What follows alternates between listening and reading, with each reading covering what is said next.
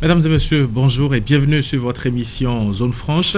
Alors par ma voix, je présente donc les vœux du groupe de presse Fraternité à tous les téléspectateurs en cette nouvelle année. Une année qui sera, je le pense et je le souhaite vivement, une année donc de joie, de paix et également de prospérité. Alors merci surtout pour cette confiance renouvelée chaque jour et merci également de nous suivre tous les dimanches sur votre émission Zone Franche. C'est la première émission justement de l'année et pour rester collé à ce qui sera l'un des événements majeurs de cette année 2016. Nous parlerons de l'élection du 4e président de l'ère du renouveau démocratique. La pré-campagne bat déjà son plein, mais les règles du jeu sont-elles respectées? Grosse question que nous poserons ce matin donc à notre invité, Janvier Yawedehou. Il est député RB-RP, également président du CIP UEMOA. Avec lui, donc, nous parlerons de sa candidature également, si elle est toujours d'actualité et pourquoi, à moins de 2 mois de l'élection, les grands ensembles sont toujours taiseux. J'anime cette émission comme d'habitude avec Imran Issifou.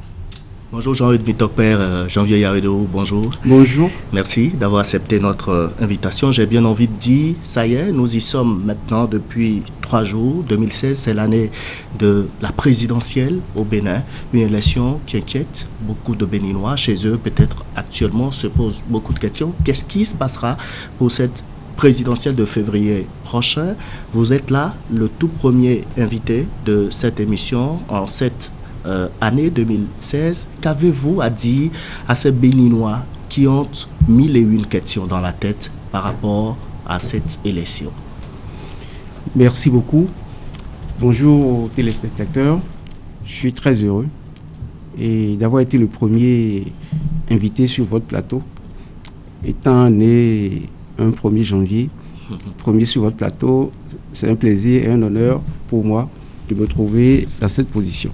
Je voudrais dire très bonne année à tous les téléspectateurs et que l'année 2016 soit porteuse d'amour et d'une très bonne santé à vous tous, de prospérité à travers, probablement, si le Bénin pouvait avoir un bon président, que les choses s'améliorent, que beaucoup d'argent soit disponible dans les poches et pour le pays. Je voudrais également prier Dieu Tout-Puissant pour qu'il inspire le peuple béninois dans cet esprit de paix, pour que les intérêts de notre nation prédominent les passions individuelles. Merci beaucoup. Quand on parlait de cette présidentielle, vous étiez annoncé pour être quand même un candidat, mais on a constaté qu'à un moment donné, vous avez décidé de vous retirer. Qu'est-ce qui a bien pu justifier cela? Pourquoi avoir abandonné votre candidature? Il y a plusieurs raisons, mais la plus importante, c'est qu'il fallait réagir face à ce nombre trop élevé de candidats annoncés.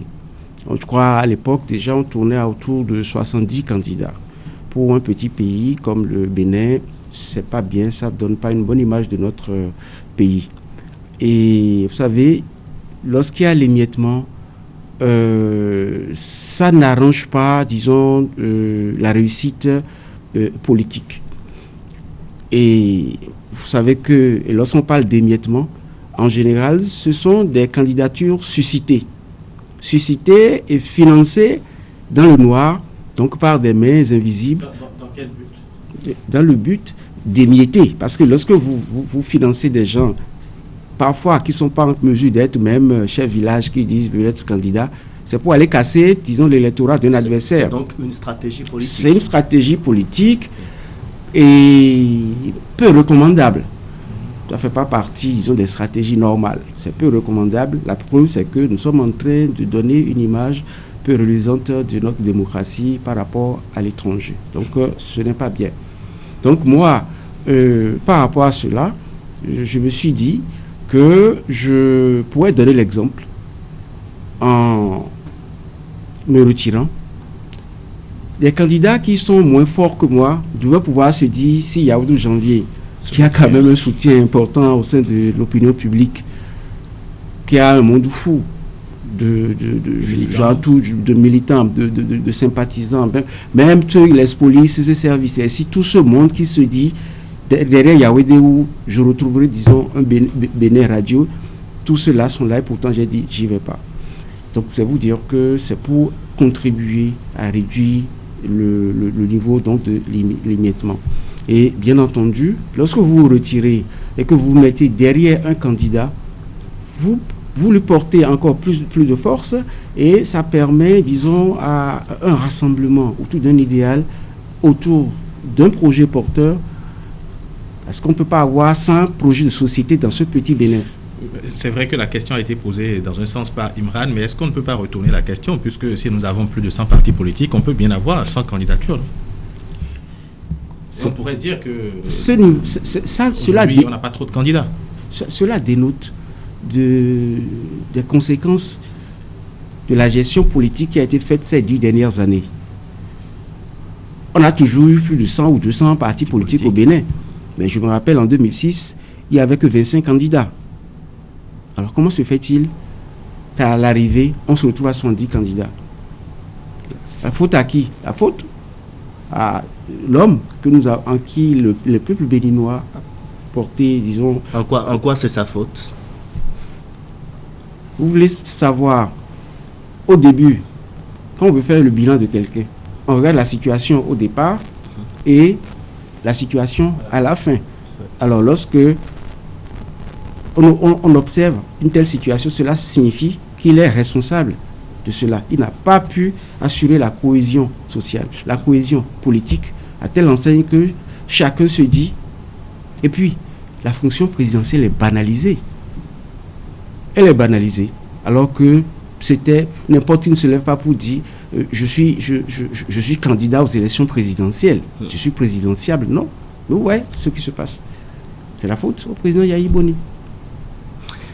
Pourquoi dites-vous que la fonction présidentielle est banalisée? Chacun a son style de gouvernance, c'est le style propre à Boni Yahi. En quoi ce style vous dérange-t-il?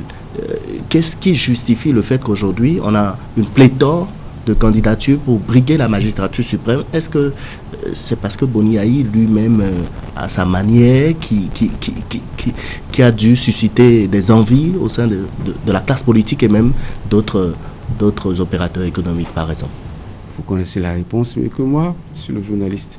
Vous savez, lorsque le chef de l'État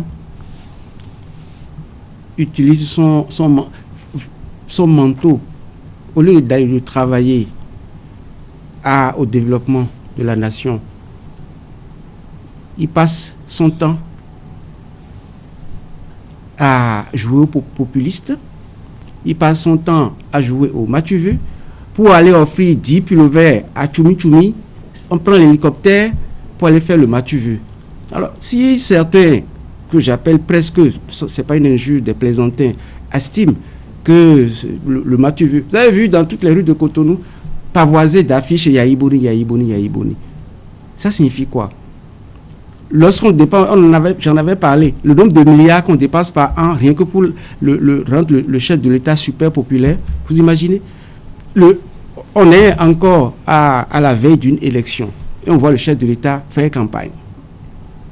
C'est exagéré. Est-ce que vous avez vu le président Mathieu Kérékou se comporter de la sorte en 2006, au moment où il partait? À l'heure actuelle, le président Yahi Boni devrait être en train, de sceller les cartons à la présidente de la République. Normalement, il doit être même au niveau de scotcher ces cartons.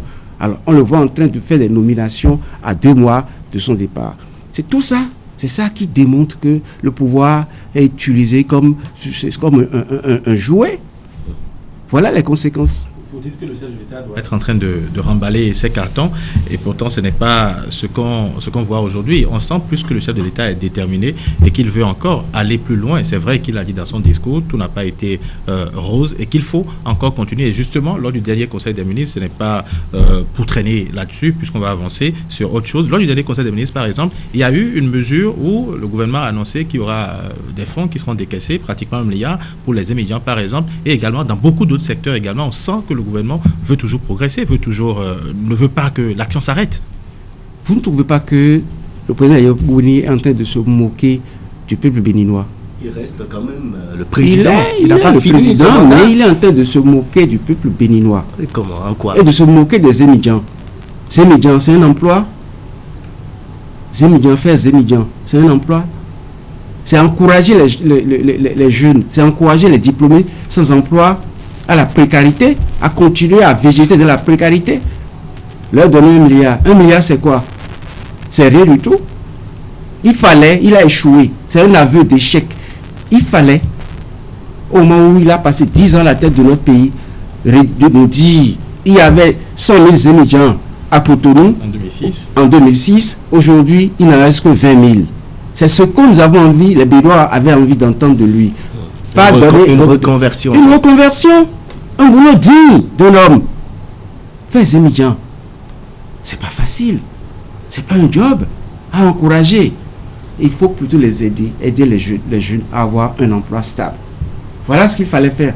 Maintenant, bien se moquer de nous en parlant de 1 milliard. Pourquoi faire 1 milliard? C'est vrai que c'est une parenthèse que j'ai ouverte janvier Yarouedéou. On va revenir plus amplement tout à l'heure sur justement le discours de Boni Yayi à l'Assemblée nationale et son bilan et ce que vous en pensez, bien entendu. Mais on parlait tantôt de votre candidature. Vous avez dit que vous avez préféré vous retirer, que vous allez vous aligner derrière un candidat. Si ma mémoire est bonne, vous avez tenu déjà un grand rassemblement dans la 24e circonscription électorale à Covey, justement, où vous avez appelé vos militants, les populations qui étaient venues à votre rencontre, vous les avez appelés à voter pour Sébastien Adjavon. Pourquoi?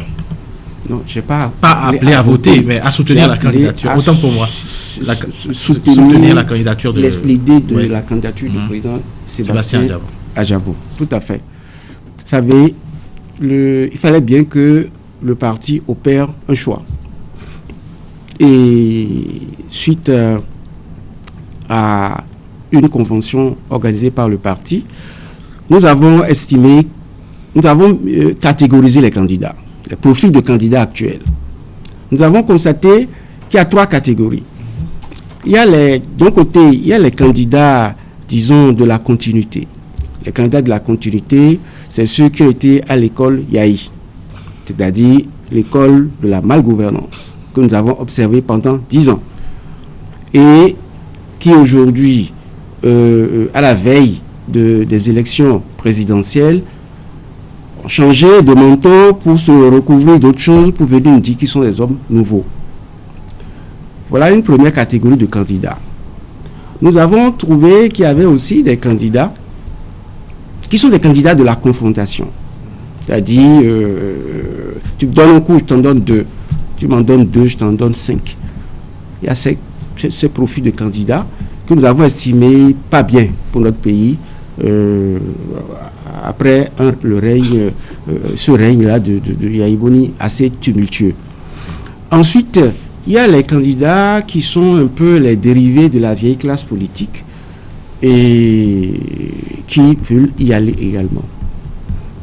Lorsqu'on a observé, on a catégorisé. Lorsqu'on a fini, on s'est dit, est-ce qu'il n'y a pas mieux? Il y a bien des candidats qui ne font pas partie de ces catégories que j'ai énumérées, mais qui font partie, disons, d'une classe de gens qui ont démontré des choses.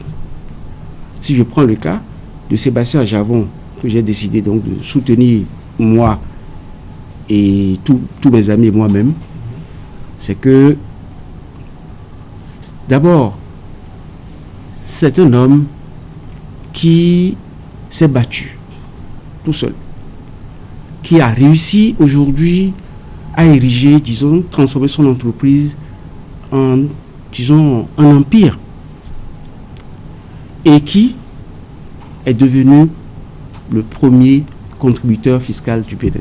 Il contribue, je n'ai pas calculé le taux, mais par rapport à ceux qui contribuent réellement au budget national, rien qu'en termes de TVA, ce monsieur ne doit pas être à moins de 10 milliards. C'est à vérifier, mais ça ne doit pas être loin. Voyez-vous, le premier contributeur fiscal béninois, c'est un homme qui a une entreprise, on sait exactement ce qu'il importe, il vend. Au Bénin, il vend dans la sous-région, son business est clair. Et au-delà de tout ça, quelqu'un qui a atteint ce niveau, cette puissance financière, à son avènement, son problème ne serait donc pas de venir piller encore le peu d'argent dont regorge notre pays. Donc il y a assez d'éléments qui militent en sa faveur. C'est pour ça que nous avons trouvé qu'il pouvait faire l'affaire, sachant que nous avons expérimenté déjà les hommes politiques, nous avons expérimenté les banquiers, etc. Pourquoi pas un véritable opérateur économique qui connaît les relations, qui a les relations à l'international, qui a les moyens, qui a l'intelligence de savoir négocier. Sébastien Djavon n'est pas le seul opérateur économique, le seul Béninois qui a l'empire dont vous parliez tout à l'heure. Il y a quand même aussi d'autres. Pourquoi ne pas aller vers Patrice Talon, par exemple? D'aucuns estiment que vous êtes beaucoup plus proche de par le passé de Patrice Talon que de Sébastien Djavon. Mais à la chute, on vous voit aux côtés de Djavon plutôt que Talon. Qu'est-ce qui justifie ça? Vous savez, j'ai décidé d'accorder beaucoup plus d'importance à l'intérêt national qu'à l'intérêt personnel. Patrice Talon, président de la République, je vous assure, Janvier Yaoudéo serait l'un des hommes les mieux logés au Bénin. Financièrement, par exemple.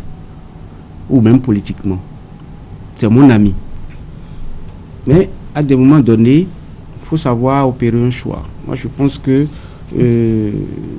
dans l'esprit, disons, de l'homme de rue, etc., la candidature de Patrice Talon suscite une petite peur.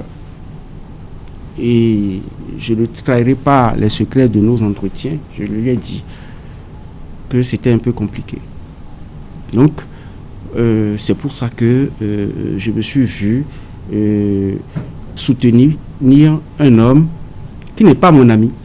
Sébastien Djavon n'est pas mon ami. Il l'est peut-être aujourd'hui, mais il ne l'était pas. Vous dites que sa candidature fait un peu peur. Ce n'est pas pour parler beaucoup plus de Patrice Talon. On reviendra à votre candidat tout à l'heure. Et surtout à la catégorisation des candidats, ce que vous avez à dire également tout à l'heure, ça m'intéresse beaucoup. Mais vous dites que la candidature de Patrice Talon fait peur. Ça veut dire que vous êtes du côté de ceux qui pensent que c'est une candidature de vengeance, alors que depuis qu'il a commencé à exposer ses idées, il a quand même présenté quelques... comment je vais appeler ça, innovation dans son projet de société. Il a présenté quand même quelques idées. Alors, comment est-ce que vous les trouvez alors? Patrice Talon est un homme très intelligent. Et je n'ai pas été ami à lui pour rien. Il est très intelligent. Et président, il ferait beaucoup de choses pour le pays. Mais je disais tantôt que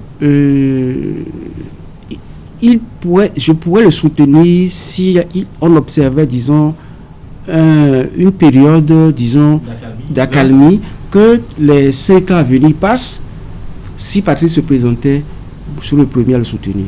D'accord. Mais avec la peur, cette hantise qui animait, je ne dis pas que c'est forcément vrai, mais je dis, la situation... C'est votre constat sur le terrain. C'est le terrain. constat sur le terrain. Ouais. Donc, il fallait qu'il ne le fasse pas maintenant. Le moment est mal approprié. Okay. Alors, revenons maintenant à Sébastien Djavon. Vous avez dit que c'est un self-made man, qu'il a bâti un empire, qu'il a également, qu'on a vu faire, qu'on a vu à l'ouvrage. Vous l'avez très bien vendu tout à l'heure. Est-ce qu'il a au moins des faiblesses? Votre candidat a-t-il des faiblesses? Vous savez, comme tout homme, il doit avoir des faiblesses.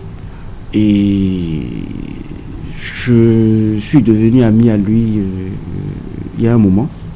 C'est pas lors du choix des candidats. Non. J'étais ami à lui. Pas autant que Patrice, mais j'étais ami à lui. Et pour le peu que je connais de l'homme, il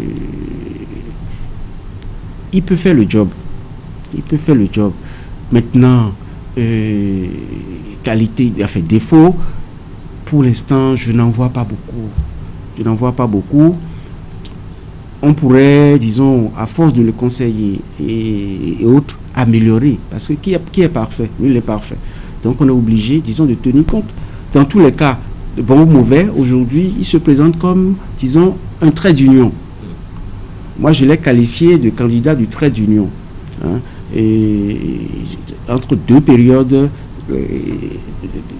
totalement délicate, peut jouer un rôle de trait d'union. Donc, les défauts, on essaiera donc d'ajuster au fur et à mesure. Vous avez parlé d'une catégorisation, vous l'avez annoncé au début de votre intervention, que vous avez catégorisé les candidats, qu'il y avait les candidats de la continuité, qu'il y avait ces hommes nouveaux dont vous parlez, et les candidats de la confrontation. Dans les candidats de la continuité, vous dites que c'est ceux qui ont travaillé avec le chef de l'État. Est-ce que tous ceux qui ont travaillé avec le chef de l'État, selon vous, sont sales et ne peuvent plus revenir aux affaires? Vous savez, lorsque vous avez été à une école pendant 10 ans, vous ne pouvez pas, par la suite, prétendre d'une manière ou d'une autre, vous avez contribué. Il y a beaucoup qui ont quitté avant les 10 ans, donc vous-même. Moi, j'ai fait 2 ans avec Yahi. Donc, et à l'avènement de Yahi Boni, nous étions 70% de Béninois qui ont choisi Yahi Boni. Je suis parmi les 70% de Béninois. Nous avons commencé. Et rappelez-vous de certains projets, exemple le projet Forum de coprospérité Bénin-Nigeria, on était animés d'une volonté. Mais aller au Nigeria pour aller démarcher les hommes d'affaires, c'est un risque qu'on comprenait. Lorsque vous quittez chez vous à 4 h du matin, c'est avec un petit pincement au cœur, est-ce que je suis sûr de revenir vivant? Mais on a fait ça jusqu'à préparer, jusqu'à réussir à faire venir tous les milliardaires nigérians au Bénin. Certains sont restés. Après, vous avez vu pas mal de sociétés nigériennes. Mais nous avons arrêté tout ça brutalement pour des raisons que je n'ai pas envie de citer ici. Et on a dit, moi j'ai combattu le régime Kérékou pour des problèmes de malgouvernance. Et je constate que nous avons commencé par avoir les mêmes pratiques, sinon plus graves, avec le gouvernement Yahi. Au début, j'allais le voir pour lui dire, il se passe telle chose. Finalement, j'ai compris qu'il n'était peut-être pas loin de tout ça. Et je lui ai dit, président, c'est terminé entre toi et moi. Parce que le contrat est rompu entre le peuple béninois et nous. Et je ne veux pas être cité.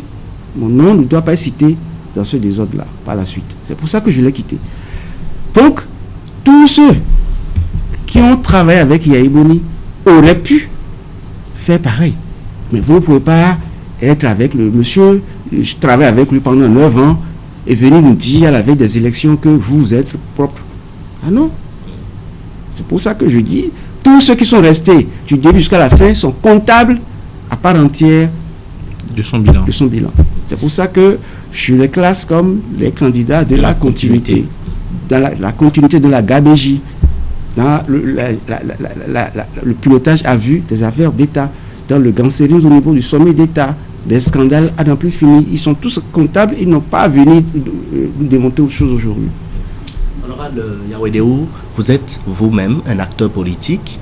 Il y a une élection présidentielle. On veut briguer la magistrature suprême, qui est d'ailleurs par essence une fonction politique, hautement politique. Mais vous décidez d'aller soutenir un opérateur économique alors qu'il y a une grande classe politique, y compris ceux qui ont travaillé aujourd'hui avec Boni Yahi et qui sont aujourd'hui candidats. N'ayons pas peur de dire les noms. Pascal Irénée Koupaki, par exemple, c'est quand même une mine, une forte personnalité, une tête bien faite pour diriger le Bénin, par exemple, non? Vous savez, j'ai donné mon avis sur le point de vue global, sur les candidats, mais je ne voudrais pas me hasarder à me prononcer sur des individus. Oui. Les Béninois ne sont pas si cons qu'on le pense. C'est un peuple intelligent, c'est un peuple qui sait exactement apprécier, qui sait apprécier les bonnes choses. Si les gens estiment que Koupaki est bon, ça les engage. Mais mon frère, mon grand ami Pascal Irénée Koupaki aurait certainement quitté le gouvernement de Yahi Boni plutôt qu'il pourrait se défendre. Mais à la date d'aujourd'hui, c'est à lui de se défendre, c'est pas moi de défendre sa vision des choses. De tous les dossiers, de tous les scandales que nous avons vécu, SENSA, ICC Service, machin, OCBN, etc., etc., tous ces scandales ont eu lieu au moment où il était Premier ministre. Et aujourd'hui, qu'est-ce qu'ils peuvent dire et se défendre? Si j'en te permets, ma question est à double volet. Pourquoi vous laissez tomber la classe politique au profit des opérateurs économiques, vous qui êtes un acteur politique important de ce pays? Si vous avez bien suivi mon raisonnement, parmi ces hommes de la classe politique, nous les avons catégorisés et nous avons estimé que l'un dans l'autre, ils n'incarnent pas un rêve. Tous autant qu'ils sont. Moi, j'ai été déçu. J'ai été déçu, autant déçu que le peuple béninois. Et à des moments donnés, il faut opérer des ruptures. Parfois, ça fait mal. Parfois, ça a des conséquences. Mais il faut opérer des ruptures. Et pour moi, il ne faut pas non plus opérer une rupture violente. Non. Pour la situation actuelle, il faut une rupture consensuelle. Une rupture consensuelle, c'est mon slogan d'ailleurs, qui serait gage d'une unité nationale forte. Ça veut dire quoi? Ça veut dire simplement que tout en opérant cette rupture-là, il faut qu'on y aille de façon intelligente. Et la seule personne qui incarne ça, la seule l'une, je dis que c'est la seule personne, c'est un peu trop fort, mais l'une des personnes capables d'opérer cette rupture. Moi personnellement, j'avais, disons si vous voulez, envie d'y aller parce que je me voyais capable de régler ce problème. Mais malheureusement, il se trouve que et puis autre problème, vous savez, des élections présidentielles, c'est beaucoup d'argent. C'est beaucoup d'argent. Et lorsque vous avez un candidat comme Patrice Talon, multimilliardaire, Sébastien Ajavon, multimilliardaire, face à un électorat qui parfois est beaucoup plus tenté vers l'argent que les convictions. Face à tout ça, c'était risqué pour moi, parce que moi je sortirais peut-être 2 milliards pour faire campagne, eux sont capables d'en sortir 40. Vous ne pouvez pas vous battre de façon efficace contre l'arme égale. Et donc, dans ces conditions également, ça fait partie de l'une des raisons secondaires, puisque même sans argent, ceux qui sont véritablement convaincus pour Yaoundéou pourraient voter pour Yaoundéou, même si je ne suis pas élu président, même si je n'allais pas au second tour, je ferai un très bon score. Mais quel est l'intérêt, disons, d'y aller coûte que coûte et aller émietter des voix? Donc, même si je ne devais faire que 5%, 6%, peu importe, mais il vaut mieux les apporter à quelqu'un dès le premier tour. Vous touchez justement un point important, vous parlez de l'argent. Est-ce que ce n'est pas là le danger de cette élection présidentielle? Parce que beaucoup estiment même que la candidature des hommes d'affaires pourrait être un danger pour l'économie. Il y a d'abord eu cette lettre du clergé qui s'adressait justement aux deux opérateurs économiques les plus en vue qui étaient candidats, Patrice Talon et Sébastien Adjavon, lettre dans laquelle le clergé montrait toute sa crainte de voir ces hommes présider aux destinées du Bénin. Et puis ensuite, tout dernièrement, il y a eu cette sortie du professeur Albert Thévo-Edjere qui invitait justement ces opérateurs économiques à ce qu'il a appelé l'honorable refus de la perfide confusion des rôles et des intérêts. Est-ce que avec toutes ces critiques, on ne doit pas quand même avoir un tout petit peu peur de cette candidature, de ces candidatures? Je pense que non. C'est vrai qu'on pourrait avoir des inquiétudes légitimes. Et ces inquiétudes, c'est que, bon, ces hommes d'affaires, s'ils arrivent, est-ce qu'ils ne vont pas mettre le pays à sac? Mais le danger et le revers de cette question également, c'est est-ce que ce serait prudent de confier aussi le pays à des gens qui ont déjà trop faim? Entre quelqu'un qui a déjà excessivement faim, que vous désignez chef d'État, et quelqu'un qui a le ventre totalement rempli, qui est le plus apte à voler? Est-ce que c'est le premier critère pour diriger un pays, celui qui est déjà suffisamment riche? C'est pour répondre à M. Jean-Eudes, oui, qui trouvait que les hommes politiques risquaient, que c'était représentant un danger pour l'économie nationale. Moi, tu as vu, je parlais de mon candidat. Adjavon a son entreprise. Pour ceux qui ne le connaissent pas, c'est des hectares, des dizaines d'hectares. C'est quelqu'un qui gère des milliers d'employés. Ce monsieur, je pense qu'il n'a plus besoin de l'argent des Béninois. Et je voudrais rajouter un petit détail. C'est quelqu'un qui règle déjà la question de l'emploi, sans être président de la République.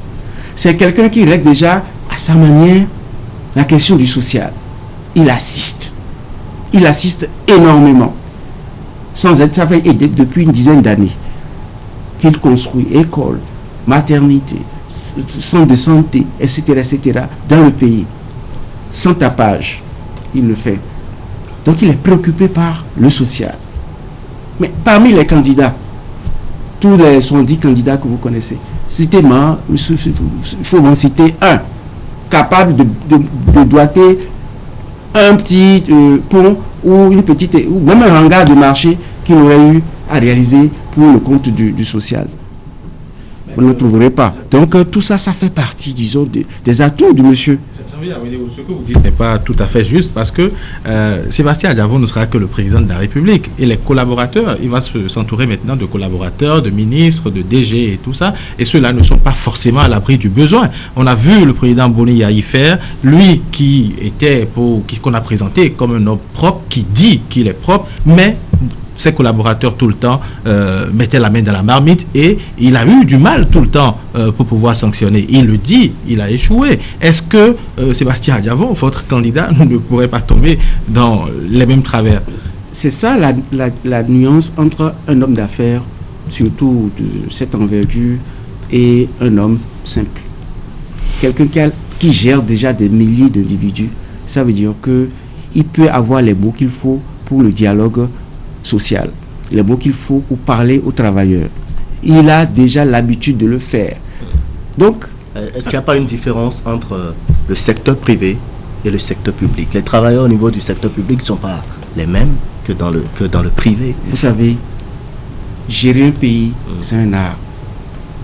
C'est un artiste qui peut gérer le pays.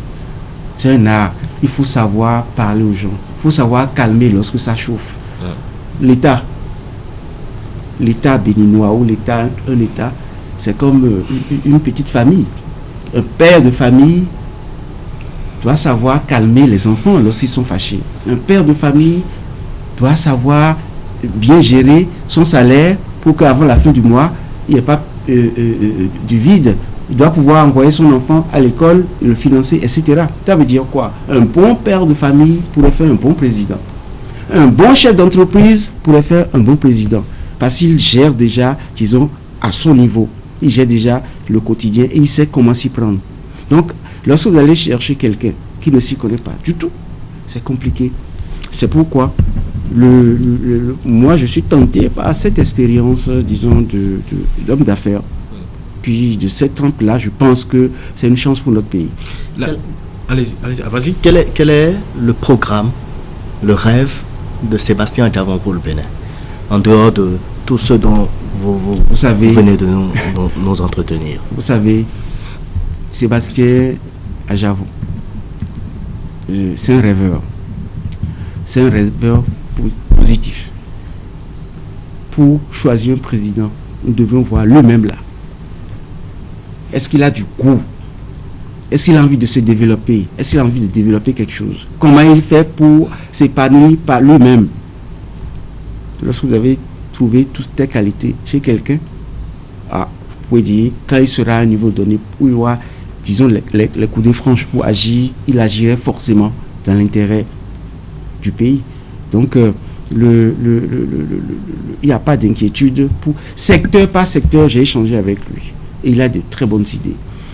Il va faire sa sortie dans les jours aujourd'hui. Et donc, à sa sortie, il va certainement nous parler dévoiler un peu. Et s'il ne le faisait pas, c'est qu'il va le dire dans les tout prochains jours. Donc, vous verrez qu'il a des idées extraordinaires. D'accord. Et ce n'est pas des trucs qu'on dit et on n'arrive pas à faire. Non, c'est du concret. Parce que il a déjà expérimenté un certain nombre de choses à l'étape entreprise. Oui. Alors, vous le dites si bien,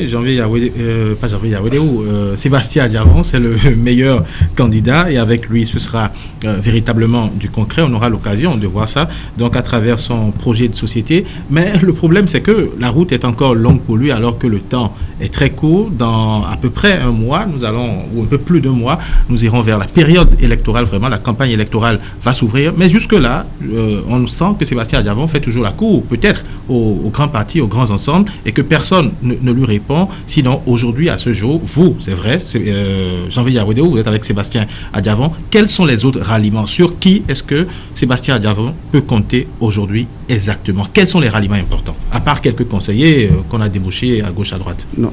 Vous savez, Sébastien Adjavon, c'est le candidat qui aujourd'hui couvre une bonne partie du territoire national, sans tapage.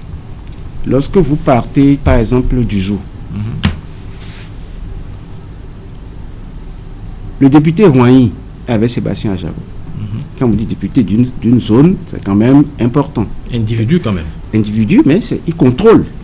Il n'est pas député qui veut. Il contrôle quand même sa zone.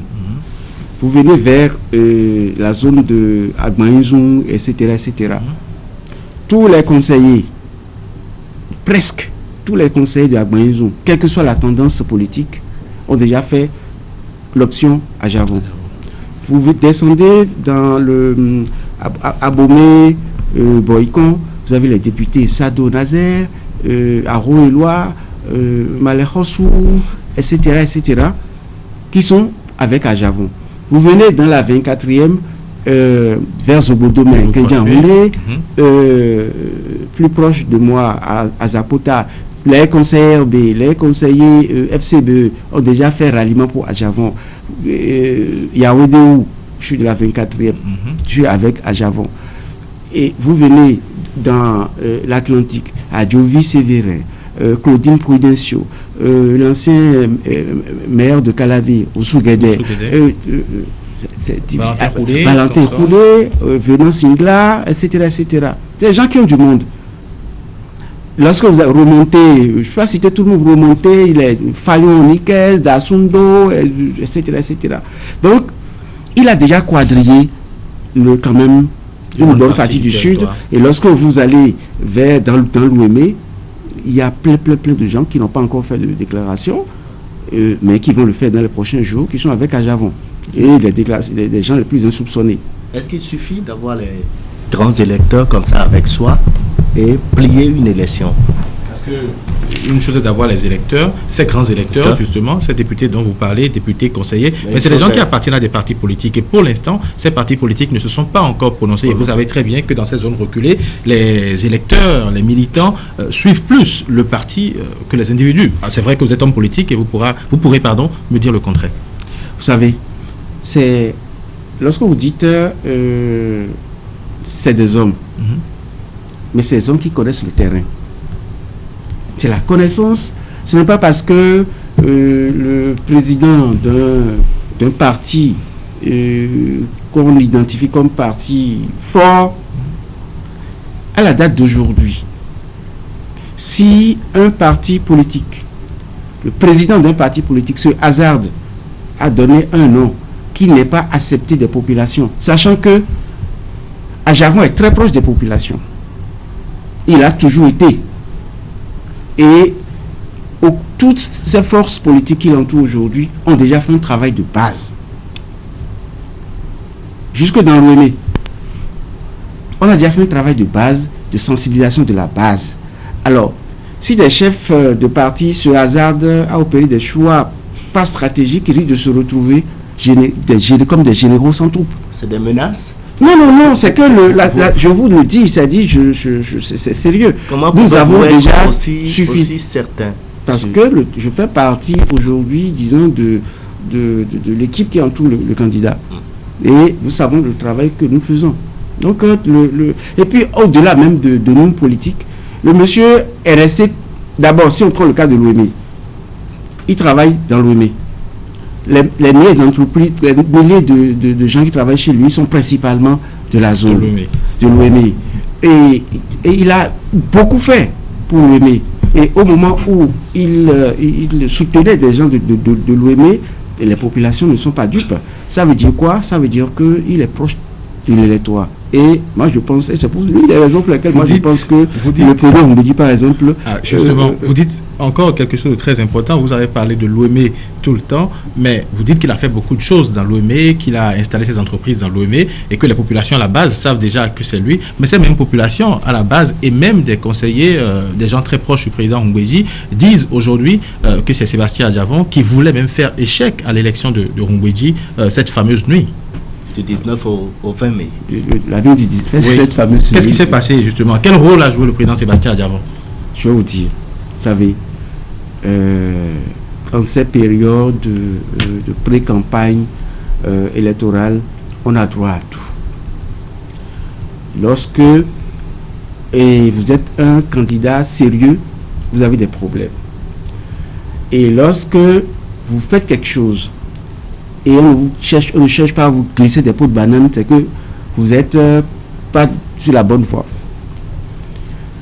Moi, vous savez que j'ai été, si je ne suis pas le premier, j'ai été certainement parmi les tout premiers à demander au président Mbeki de se porter candidat pour la présidence de l'Assemblée nationale. Je pense que le travail que j'ai fait, le travail de directeur de campagne que j'ai fait, avec le porte-à-porte pour la sensibilisation des députés, etc., tout le monde sait. Jusqu'au jour du vote. Si Sébastien Adjavon, mon ami, devrait conseiller des gens pour dire ne votez pas pour Mbeki, il me l'aurait dit. Ce qui n'est pas le cas. Des gens comme Claudine Prudencio, Rouahi et autres ont voté pour Mbeki. Ça, tout le monde le sait. Par procuration, Claudine n'était pas au Parlement. Elle n'était pas là, mais sa procuration a été utilisée par notre camp. Bien sûr. Donc, curieusement, tous ceux qui ont voté pour Mbeki sont dans le camp de Sébastien Adjavon aujourd'hui. Ce qui n'est pas le cas d'autres. Donc, à aucun moment, le président Adjavon n'a appelé quelqu'un pour dire nouveau. Tout au contraire. Tout au contraire, il fait partie, disons, des personnes qui ont œuvré pour que ce soit Adrien Mbeki. Moi, j'ai vu Adjavon, il m'a appelé plusieurs fois. On s'est vu pour dire, pour faire le point de comment ça évoluait. D'où sort cette idée? Moi, je ne sais pas. Je ne sais pas. Et puis, le président Mbeki aura du mal à ne pas soutenir Adjavon. Parce que... Pourquoi vous le dites? C'est un parti politique. Oui, mais je pense que... Il peut s'orienter où il veut. Il veut, mais je pense qu'il aura du mal. Parce que au moment où beaucoup de gens l'ont abandonné en 2011, Adjavon était là. Je pense que... à la date d'aujourd'hui, le PRD est en train de jouer une carte très délicate. Parce que la force du parti oui, risque de prendre un coup si jamais le président Mbeki ne va pas ne prend pas la direction du vent qui est dans sa région. Parce que si il allait vers quelqu'un d'autre et que la base ne suivait pas, ça pourrait créer de petits soucis au parti. C'est pour ça que je disais tout à l'heure que moi je suis presque certain que le président Mbeki irait vers Adjavon. Mais Sébastien Adjavon n'est forcément pas la seule personne, le seul opérateur économique qui a tout le temps soutenu peut-être le président Mbeki. On se rappelle encore de cette affaire de la télécommande qui a tout fait pour que Mbeki soit élu président de l'Assemblée nationale. À qui est-ce que Mbeki doit son élection? Son élection, le perchoir. Entre Talon et Adjavon. Vous savez, aujourd'hui, les gens cherchent à diviser les deux hommes. Les gens cherchent à diviser les deux hommes, ce qui n'est pas juste, parce qu'ils ont fonctionné en harmonie pendant longtemps. Et lorsque on parle de financement des partis, lors des grands événements, etc., souvent ils s'entendent pour accompagner les hommes politiques. Alors, moi je ne veux pas rentrer, disons, dans ce jeu où aujourd'hui, parce que justement ces deux amis se retrouvent sur le même ring, on va essayer de les diviser. Non. Moi, je pense que d'une manière ou d'une autre, Sébastien et Patrice sont des amis. Et d'une manière ou d'une autre, il faut éviter, disons, de les encourager dans cette confrontation, parce que moi, je ne pense pas que l'un ou l'autre aurait tenté, disons, d'empêcher le président Mbeki d'être président. C'est faux. Mais pourquoi les gens disent, puisque vous étiez du camp de cette opposition plurielle qui a amené Mbeki au perchoir, pourquoi les gens disent aujourd'hui que c'est Talon qui en a été pour beaucoup et qu'il a pesé candidat Zana? Il a dit la dernière fois, il a même rappelé. Il y a des gens qui préfèrent opérer dans la discrétion. Je vous ai dit tout à l'heure, tout ce que Adjavon a fait dans le pays, sur le plan social, on ne l'a jamais vu en train de s'exhiber, en train de dire, me voilà, c'est moi. Non. Donc, pour tout ce qu'il a fait, moi je sais qu'il a fait, il n'a pas chanté sur tous les toits. Donc aujourd'hui, il ne faut pas, parce qu'on est dans un camp donné, si vous m'avez bien suivi, moi je n'ai pas cherché à tirer sur Patrice Talon. Parce que d'une manière ou d'une autre, nous sommes des amis. Nous devons rester amis. Donc, de la même manière, je n'accepterai pas qu'on cherche à diviser les deux hommes. C'est pas bien. Qui vous a dit, vous, de voter pour Mbeki dans la nuit du 19 au 20? Les deux. De toute façon, on a compris vos explications. Le président Mbeki aura, vous le dites si bien, un choix cornélien à faire, et ce serait très compliqué pour lui de gérer le PRD après s'il ne soutient pas, bien évidemment, la candidature de Sébastien Adjavon. Mais dans le même temps, on a entendu dire il y a quelques jours que le président Adjavon et encore Patrice Talon, les deux sont souvent ensemble finalement, que les deux sont passés devant l'Union fait la Nation, devant les leaders de l'Union fait la Nation pour présenter leur projet de société, leurs solutions, leurs propositions. Quel retour est-ce que vous avez eu après justement le passage de votre candidat, de Sébastien Adjavon? Est-ce que de ce côté, ça promet? Vous savez, j'ai dit tout à l'heure qu'on aura des surprises dans le camp de l'Union fait la Nation. Parce que si le choix final du candidat de l'Union fait la Nation n'est pas celui des composantes politiques de l'Union, cette Union risque d'éclater et mourir de sa plus belle mort. Parce que beaucoup de poids lourds de cette union, quand même, sont en relation ou ont reçu, disons, des amitiés, des gestes d'amitié, disons, des uns et des autres. Donc aujourd'hui, tourner dos à Adjavon, par exemple, c'est compliqué pour certains. Cette classe politique, elle est en relation avec Adjavon ou Talon. Les mêmes Patrice Talon peut aussi dire « Je suis en parfaite harmonie avec toute cette classe politique ». Pourquoi êtes-vous sûr qu'ils doivent normalement se tourner du côté de Sébastien Adjavon? Vous savez, je vous ai dit tout à l'heure que les élections présidentielles, c'est de l'argent. Les deux en ont. L'Union fait la Nation ne pourrait se dérober à cette situation dommageable pour notre pays. Est-ce que l'Union fait la Nation a les moyens d'aller à ce combat avec un candidat à l'interne? Ça, c'est leur problème.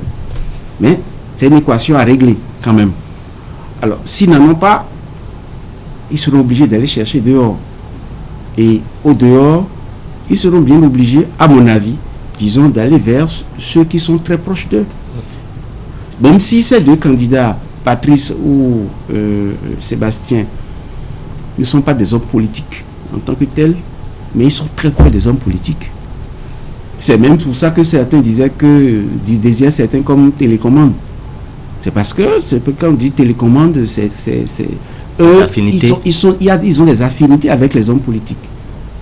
Donc même s'ils sont politiciens, donc ils ont l'habitude de traiter avec les hommes politiques et d'orienter, disons, un peu les décisions pour le bien du pays et pour la sauvegarde de leurs intérêts, de leurs affaires.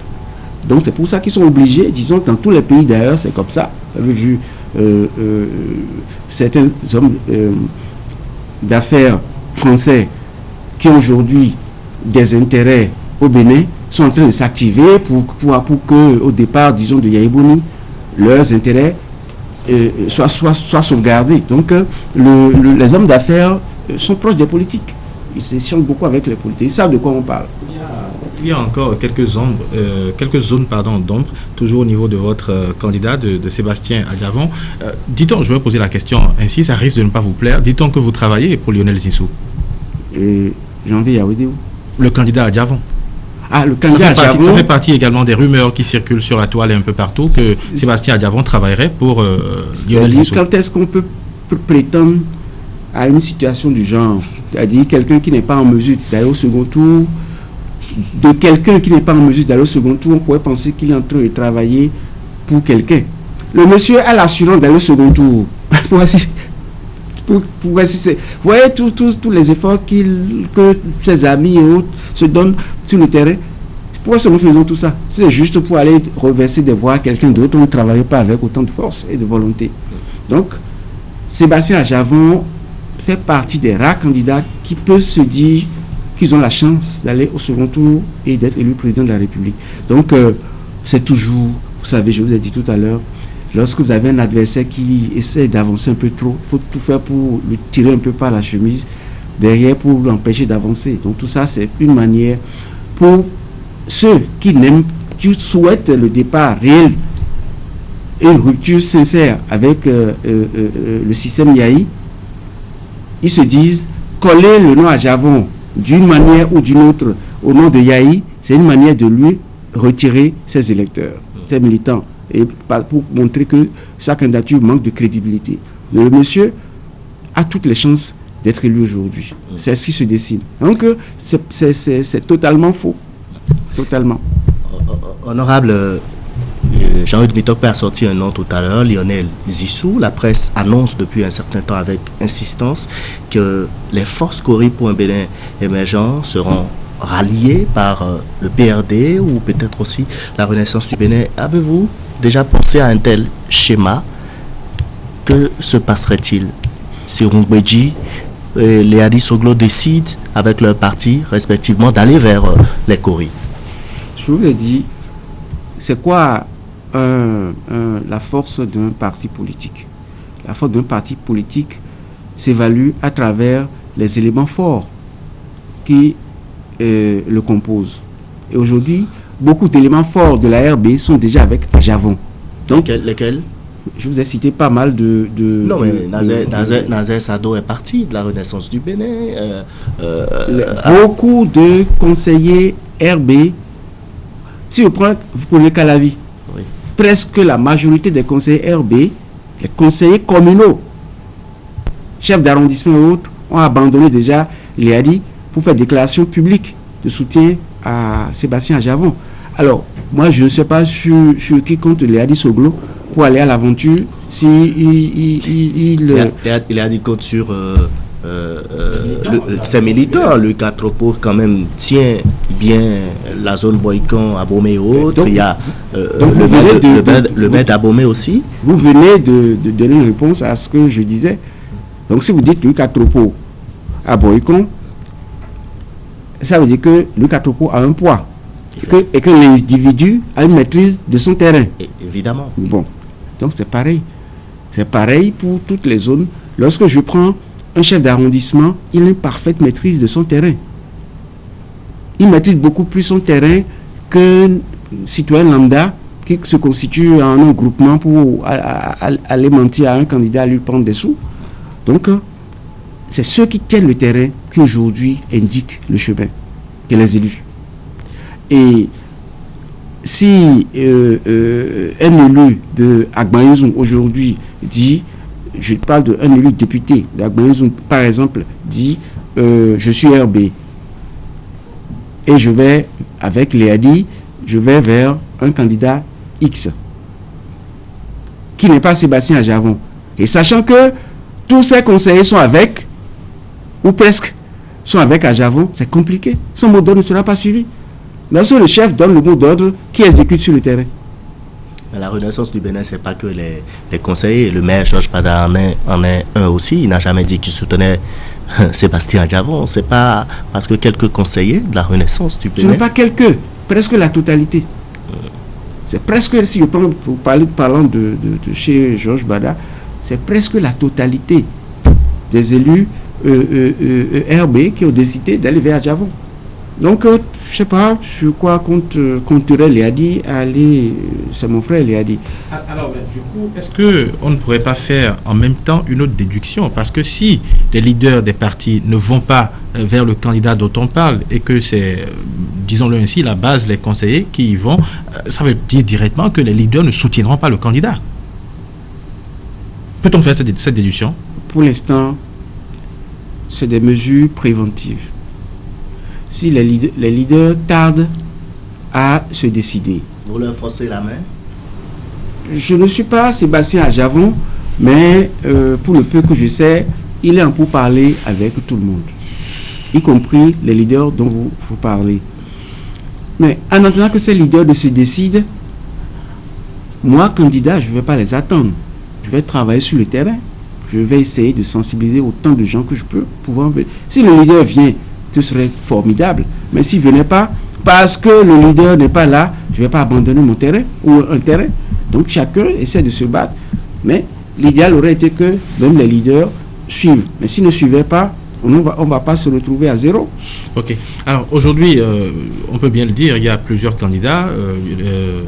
Imran Issoufou a parlé tout à l'heure de Lionel Zinsou, Sébastien Adjavon, Patrice Talon, Abdoulaye Biotchane, Pascal Irené Koupaki et bien d'autres également. Et nous sommes dans cette période, justement, cette période préélectorale. La campagne électorale, c'est dans quelques jours. Comment se passe la cohabitation sur le terrain? Est-ce que l'atmosphère quand même est viable et est-ce que vous évoluez à armes égales?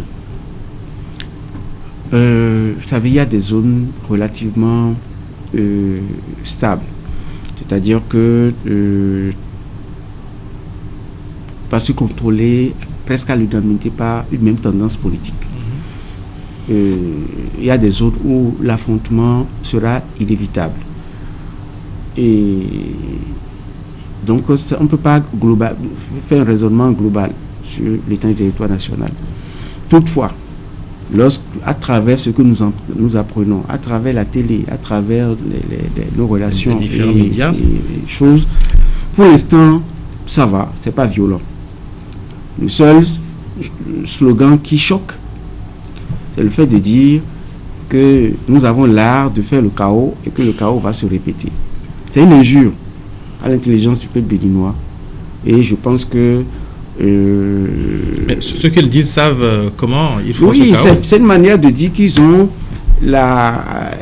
que c'était prémédité, le chaos de 2011. Parce que si d'avance on nous annonce chaos, d'abord c'est aussi une stratégie politique pour dire une manière d'intimider l'électorat. Pour dire, vous savez que nous sommes les stratèges du chaos. Ça veut dire que nous sommes sûrs de gagner, donc venez vers nous. Ça peut être traité sans intérêt si on faisait l'analyse dans ce sens-là. Mais dans le cas contraire, si c'était du sérieux et qu'ils envisageaient un chaos de façon sincère, ça veut dire que ce qui s'est passé en 2011, ça devient inquiétant et que pour l'avenir, le peuple béninois doit se montrer beaucoup plus vigilant, que les cantines déjà ouvertes n'atterrissent plus à la Sénat pour qu'on n'en dise rien, etc., etc. De toutes les façons, l'un des auteurs ou des principaux auteurs du chaos de 2011 est candidat. Il sait comment on fait chaos. Ça veut dire qu'il n'acceptera pas qu'on le fasse. Je n'appelle pas de nom. Donc il n'acceptera pas qu'on le fasse chaos. Vous allez permettre à nos téléspectateurs de bien vous suivre. Vous dites que l'un des auteurs du chaos de 2011 est candidat. Il s'agit de qui? Permettez-moi, avec tout le respect que je dois à Canal 3, tout le respect que je dois au peuple béninois et aux téléspectateurs, de ne pas appeler de nom, mais je vous dis que l'un des cerveaux du chaos de 2011 est candidat. Donc il sait comment ça se passe, il n'acceptera pas qu'on lui fasse chaos. Et nous autres, peuple béninois, nous avons mûri. Même si on n'a pas eu l'intelligence de déceler à temps les mécanismes, aujourd'hui, nous le savons. Le magazine panafricain, si je dois le dire ainsi, a mis à sa une cette semaine ceux qui feront l'Afrique en 2016 Et bien évidemment, il y a une figure béninoise, celle de Lionel Zissou. Est-ce que cela vous inquiète que déjà la presse internationale annonce déjà... Vous savez très bien d'où vient Lionel Zissou. Il vient de l'Europe. Vous savez très bien que les lobbies,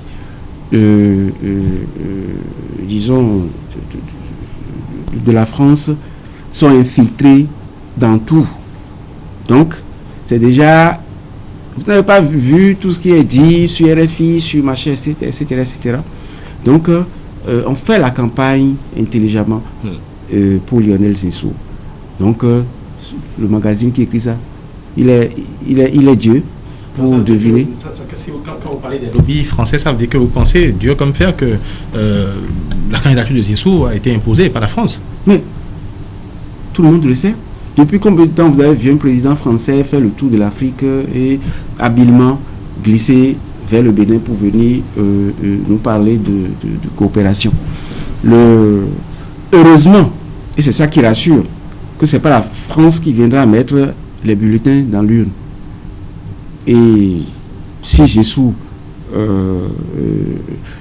il aurait pu être un bon candidat pour moi s'il n'avait pas pris l'option, le E et l'habit de Yahi Boni.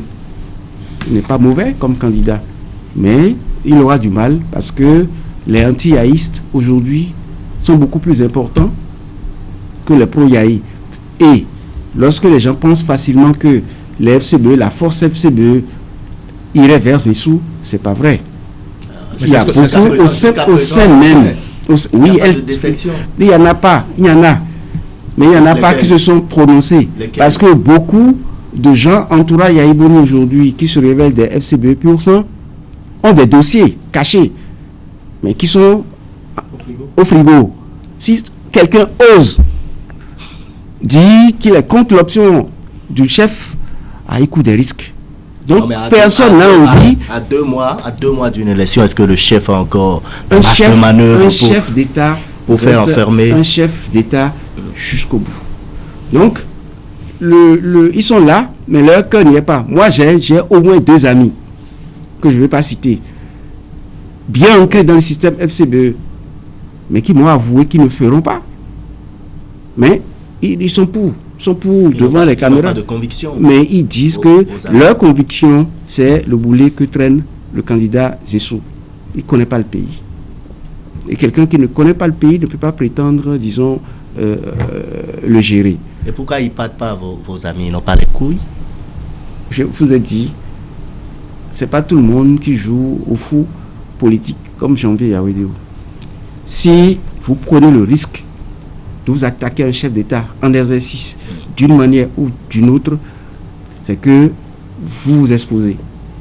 Alors, si vous avez des cadavres dans votre placard, alors ça fait votre problème. Donc les gens ne peuvent pas... Il y a quelques-uns ont osé dire j'y vais contre la volonté du chef. Il y a certains qui aujourd'hui sont candidats, mais financés par des mains invisibles pour émietter l'électorat, parce que ça les arrange. Les zones dans lesquelles on n'est pas sûr d'avoir des voix des militants, on essaie de créer des candidatures pour que l'adversaire n'arrive pas à prendre la zone, etc. etc. Donc, tout ça, c'est des stratégies qu'on utilise. Donc, il y a des candidats. Donc, en me résumant, les FCBE ne seront pas en bloc pour affronter ces élections-là.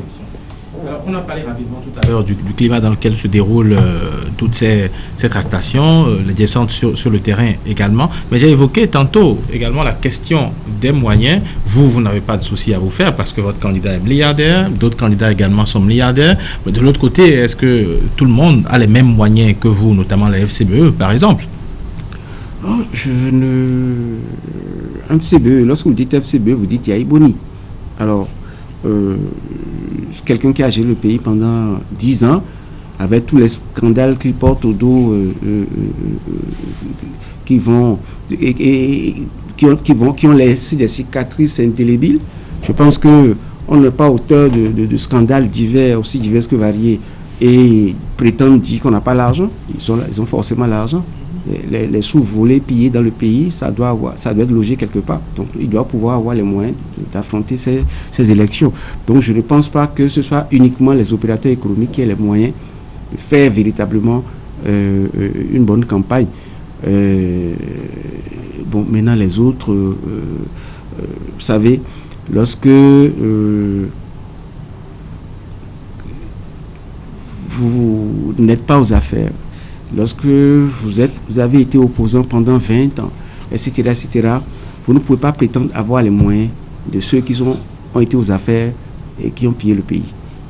Il y a certains candidats qui sont des gens vertueux et qui pourraient faire de très bons présidents, mais qui ne pourraient pas émerger dans cette ambiance-là. Ça, c'est la vérité. À moins qu'on ait envie de se mentir. Donc, ces candidats auront du mal à affronter, disons, ces machines qui arrivent. Il y a eu déjà un événement très important au cours de cette pré-campagne électorale, c'est le crash de l'hélicoptère qui transportait le Premier ministre lors de la célébration de la gagnée au stade Atchoukouma de Djougou. On a vu beaucoup de chapelles politiques sortir juste au lendemain de ce crash des communiqués pour compatir. Rien du côté de Sébastien Adjavon. Ou alors, est-ce que vous pensez, comme l'ont dénoncé certaines personnes, que ça fait partie de l'utilisation des moyens de l'État pour aller en campagne?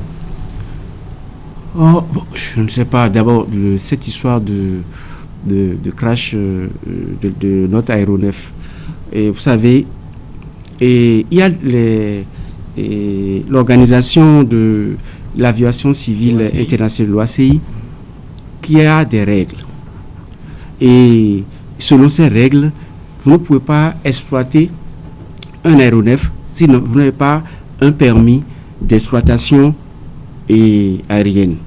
Et pour ce qui concerne le cas du Bénin, c'est la société, rappelez-moi ça, c'est quoi? C'est la SOBE, Société béninoise des hydrocarbures.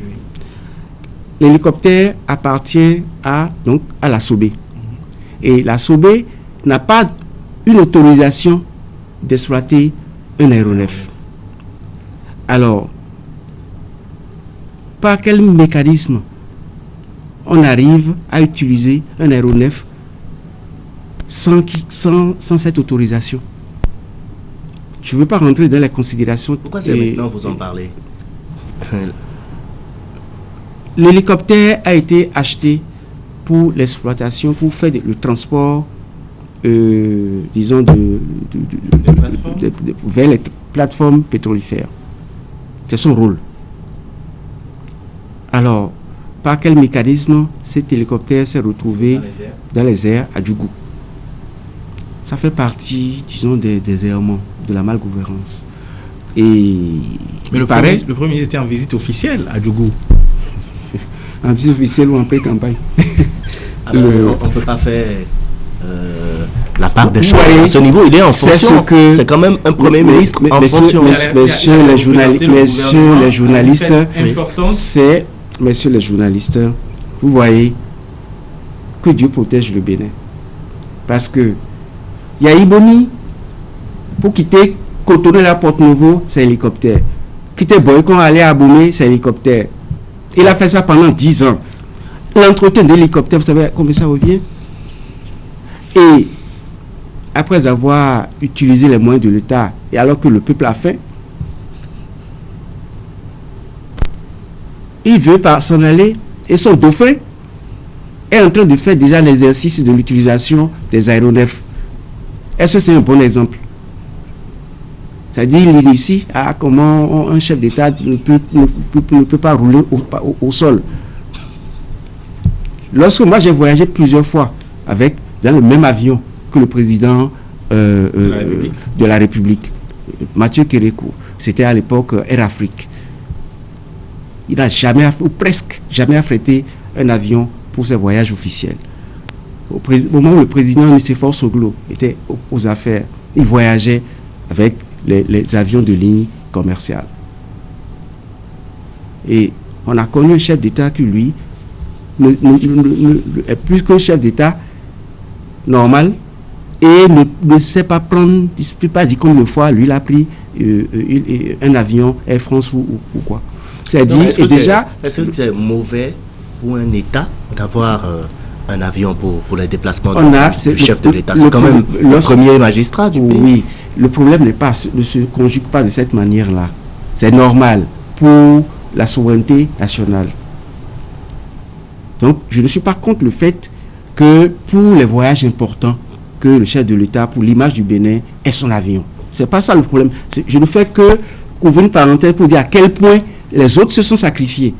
Que Soglo, pour quitter Cotonou, aller à Abomey, il y allait en voiture. Ça lui permettait de voir l'état des voies, voir à quel point le peuple souffre. Mais si le président Yahya avait acheté un avion, avait utilisé les ressources du pays pour acheter un avion normal, et non le cercueil volant que nous connaissons, je ne dirais rien.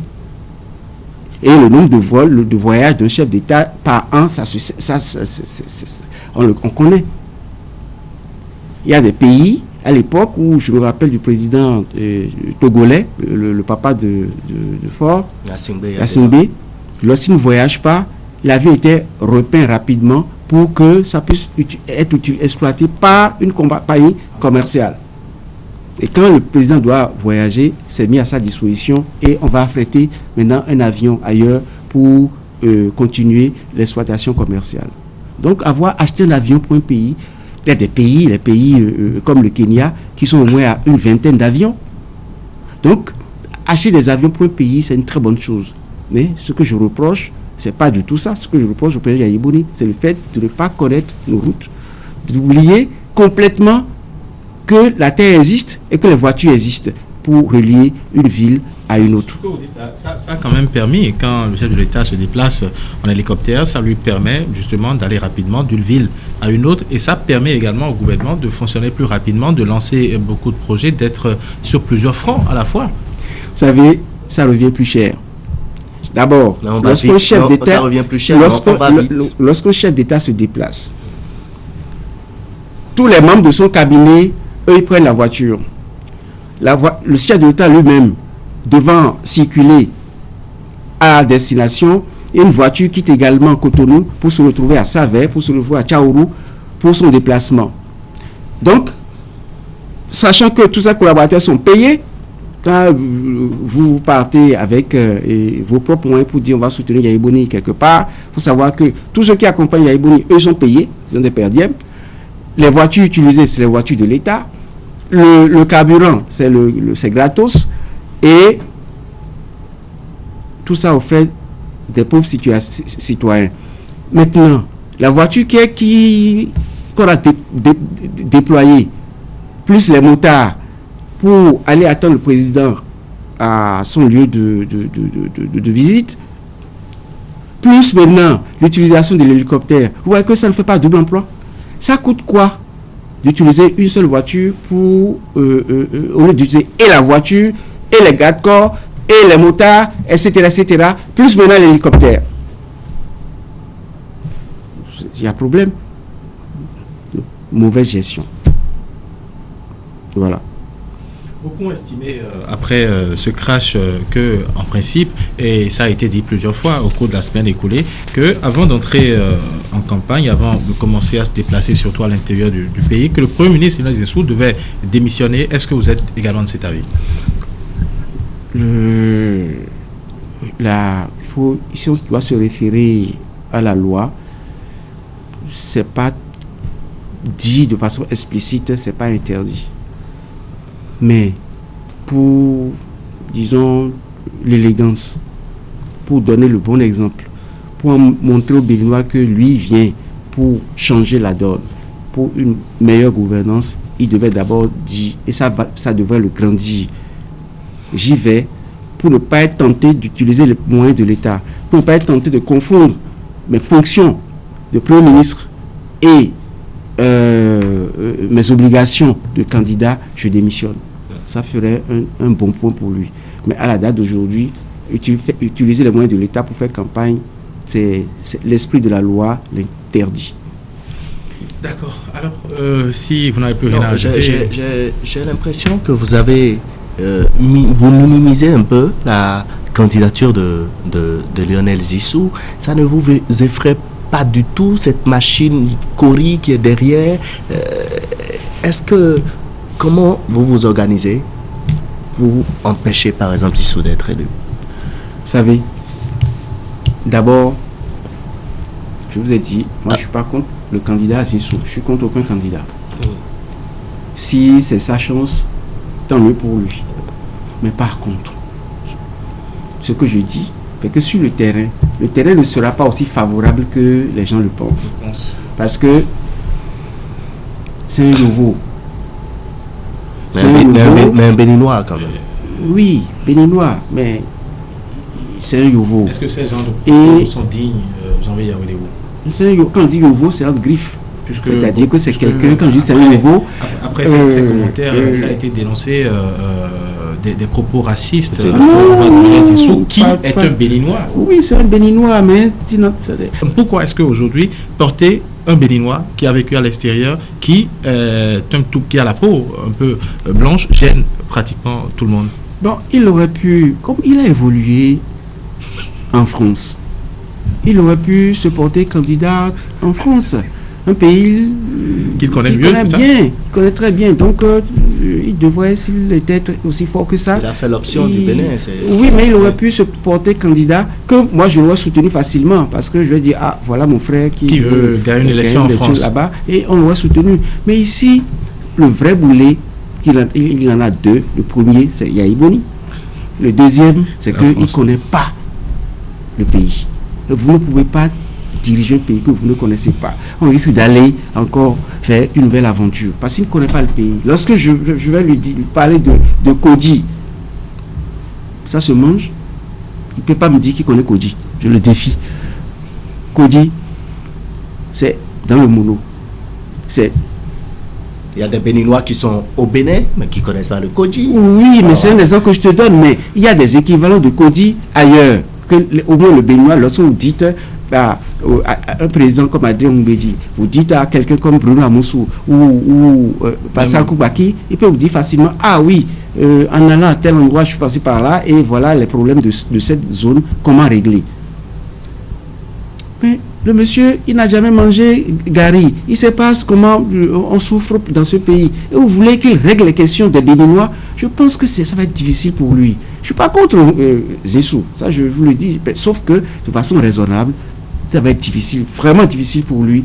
Le président Yahi Boni a ses raisons d'avoir opté pour Zissou, mais je pense que il aurait pu, disons, bien mieux réfléchi par rapport pour le pays et donc des intérêts, disons, d'un certain camp. Il aurait pu prendre quelqu'un qui s'y connaît. Zissou va même mettre un temps fou pour connaître le Bénin. C'est pas facile.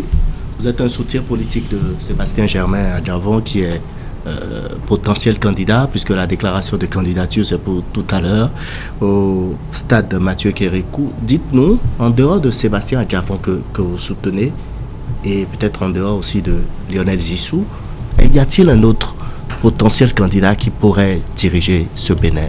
Est-ce que vous avez un nom dans la tête? Vous savez, si j'ai pu opter pour Sébastien Adjavon, c'est parce que j'estime que il fait partie des meilleurs. Je ne peux pas dire qu'il est le meilleur à la date d'aujourd'hui, à mes yeux. Et nous ferons tout pour qu'il aille au second tour. On va y travailler. Si éventuellement il n'y parvenait pas, encore que pour moi c'est exclu de ma tête, parce qu'on a toutes les chances de prendre le pouvoir. C'est seulement à ces conditions que je pourrais me mettre à réfléchir sur qui d'autre. Mais à la date d'aujourd'hui, moi je me bats pour que mon candidat gagne. Et je pense qu'il gagnera. Okay. Nous allons quitter rapidement cette page de la présidentielle, puisqu'il reste environ une quinzaine de minutes ou un peu moins de 15 minutes pour parler. Je l'annonçais déjà au début de cette émission du discours du chef de l'État il y a quelques jours à l'Assemblée nationale. J'espère que vous y étiez, Janvier Yaoundé, ou alors est-ce que vous avez entendu ce que Boni Yahi a eu à dire ce jour-là? Vous avez suivi ce discours? Est-ce que selon vous, ce discours était complet? Oh, c'est un discours sans intérêt. Pourquoi vous dites sans intérêt? Parce que vide. Lorsque on doit tenir un discours de cette importance, en tout cas en tant que chef d'État, un discours de cette importance, ça doit être un discours bilan réel. Le chef de l'État doit prendre secteur par secteur et dire aux Béninois dans quel état il a trouvé le pays à son arrivée en 2006. Situation. Et lorsqu'il, lui-même d'ailleurs, pour lui-même, pour sa propre gouverne, lorsque vous vous mettez à cet exercice, ça vous aide. La santé, on était à tel niveau, après 10 ans, voilà ce que j'ai fait. L'énergie, on était à tel niveau, voilà ce que j'ai fait, voici. Le Bénin avait besoin de 120 mégawatts en 2006. Aujourd'hui, le besoin en énergie est autour de 160 mégawatts. Pour assurer cette couverture, j'ai négocié, j'ai pu avoir le projet WAP 2 avec, entre le Nigeria jusqu'au Ghana. J'ai pu avoir ci, j'ai pu avoir ça. Nous avons la capacité de faire telle chose. Et secteur par secteur, il doit pouvoir décliner pour qu'on sente ce qu'il a fait réellement pour le pays. Mais lui-même reconnaît un échec. Il reconnaît qu'il a échoué. Lorsque vous prenez son discours, sur le plan économique, il a lui-même reconnu qu'il a échoué.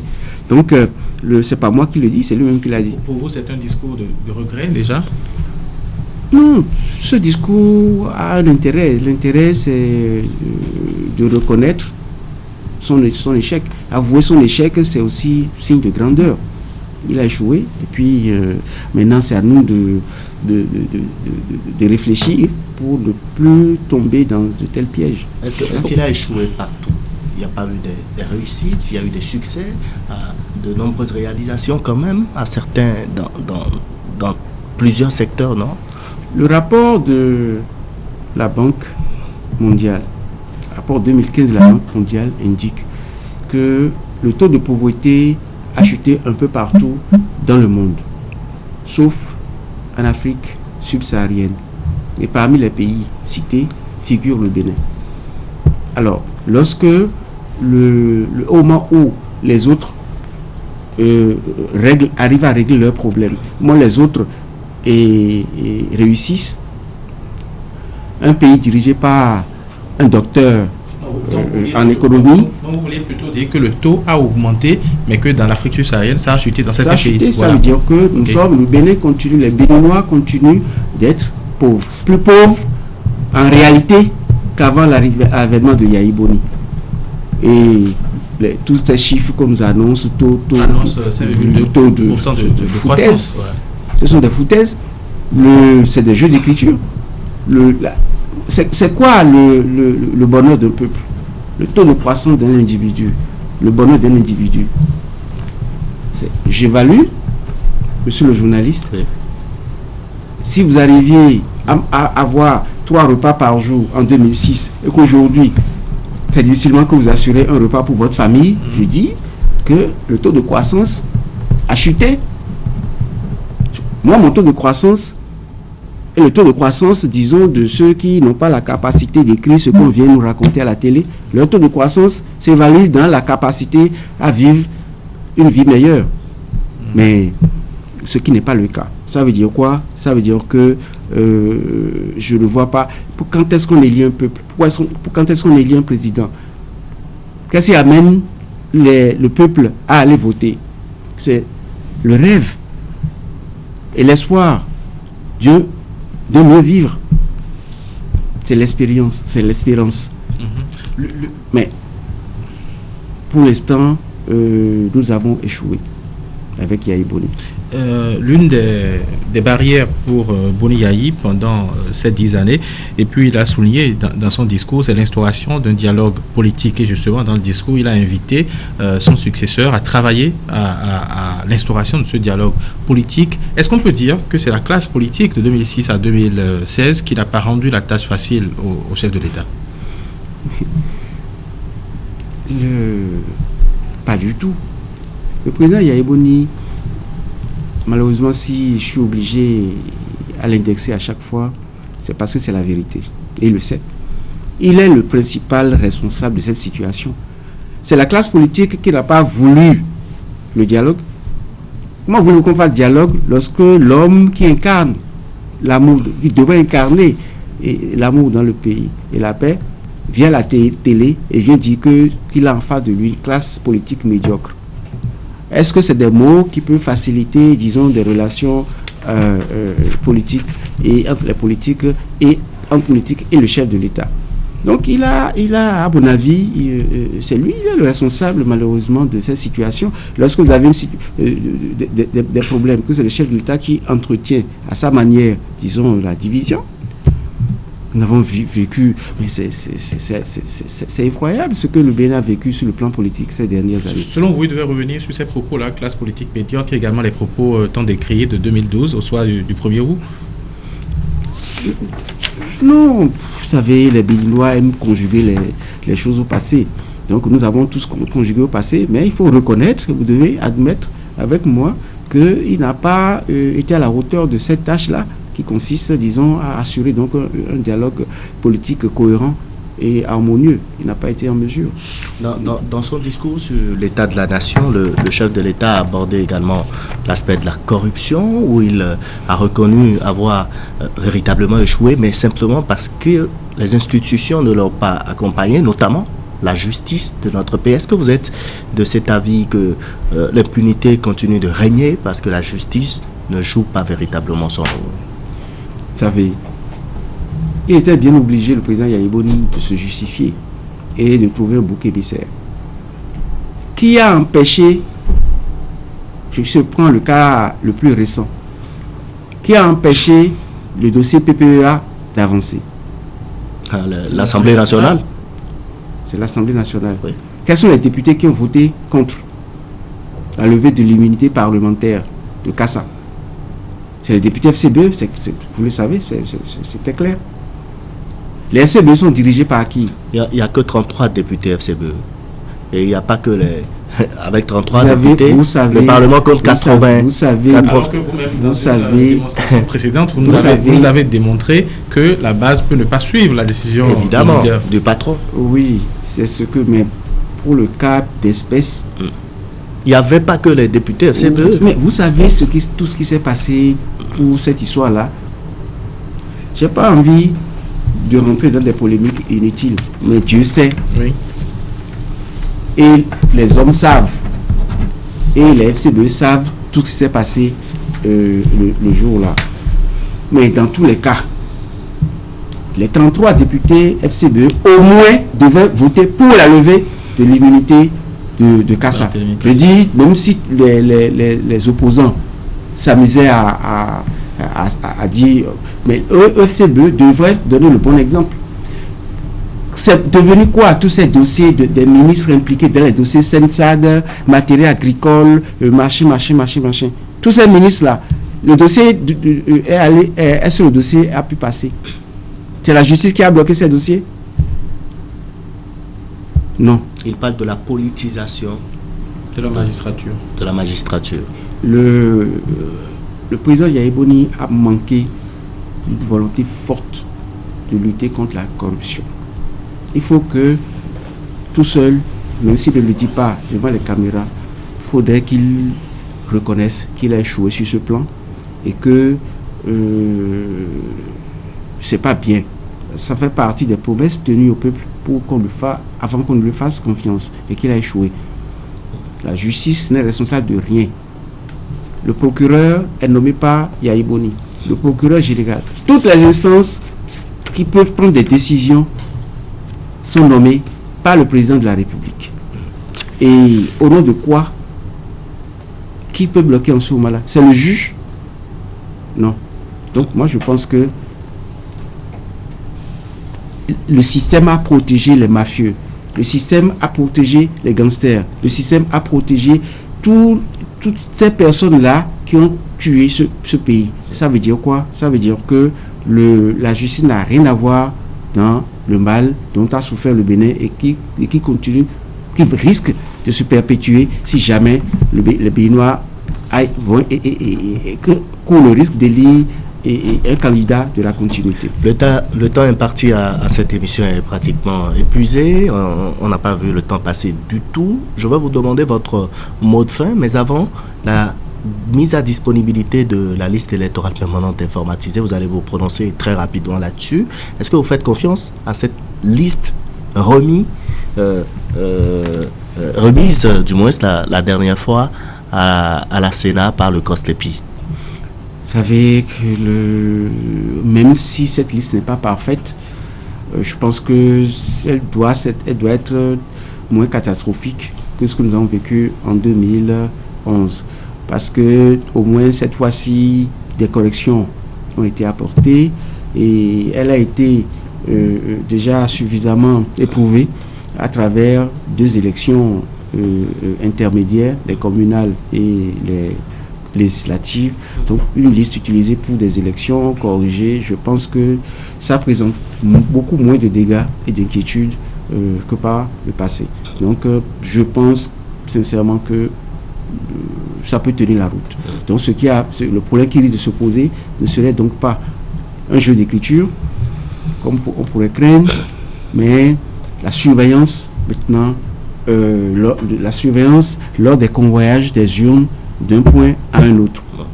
Là, c'est là où des inquiétudes peuvent persister. Sinon, la liste en tant que liste, elle est relativement propre et assez éprouvée déjà. Donc, on peut lui faire confiance.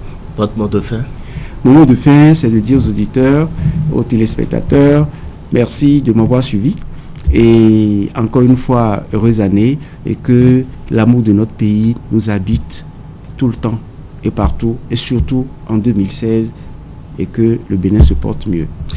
Merci beaucoup. Zone Franche, premier numéro de cette nouvelle année 2016, recevait pour vous l'honorable Janvier Yawedeu, soutien politique de Sébastien Germain à Diavon. Avec lui, nous avons parlé évidemment de la présidentielle de février prochain, de la candidature du Maya de la Volaille, le Maya de la Volaille qui d'ailleurs se prononce tout à l'heure au stade Mathieu Kérékou de Cotonou sur les nombreuses suscitations de candidatures. Le bilan du régime finissant de Boni Aï donc. Janvier Yawedeu, merci d'avoir été avec nous sur ce plateau pour ce premier numéro. Jean-Eudes Mitokwe, merci pour ce débat de Zone Franche. Mesdames, Messieurs, merci de nous avoir suivis. Prenez soin de vous. Excellent dimanche à toutes et à tous.